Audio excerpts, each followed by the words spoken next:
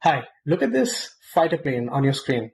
This is B-2 bomber, the same plane that recently went to Iran and destructed all its nuclear sites. What if I tell you that this plane was made by, or the architect of this plane was an Indian scientist. His name was Noshir Gowadia. And today's video is all about Noshir Gowadia. Noshir Gowadia, born in Mumbai in April 11, 1944. At the age of 15, he got his PhD. And then at the age of 19, he went to America to study aeronautical engineering. Imagine, at the age of 15, he was a born prodigy. Now, look at this plane, B-2 bomber. What is so specific about it? Why is it one of the fastest plane on the earth? No.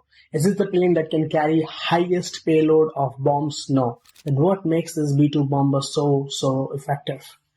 It is the propulsion unit that radiates almost zero infrared. So whatever the heat that gets generated inside this B-2 bomber, it basically cools itself down and it does not emit any infrared sign for the radars to detect this B-2 bomber. That's the specialty about this B-2 bomber. That's why each B-2 bomber costs around $4 billion in today's world. He became a citizen of US in 1969, and in 1968 he recently joined a corporation called Northrop Corporation. In today's world it is called as Northrop Grumman. It is the same corporation that is responsible to produce fighter aircraft for US military. So he played a pivotal role in designing this B-2 bomber engine, as I said, right? And that's the reason why he was known as father of stealth technology. So this was the story of Noshir Gowadia, the child prodigy, how he went to US, settled there, became a part of one of the finest military equipment that generates military equipment company, but still why he is not famous today. The reason is today he is convicted as a criminal and he is serving his prison time in the US jail. Now look at this plane. This is Xi'an H-20 of China's plane.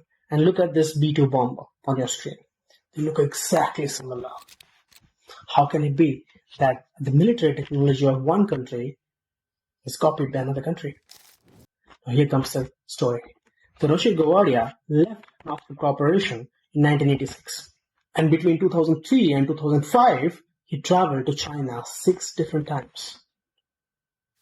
And in 2005, he was charged with espionage. He was basically charged for spying for China. And he received a $110 million for in the exchange of giving his technology to the China.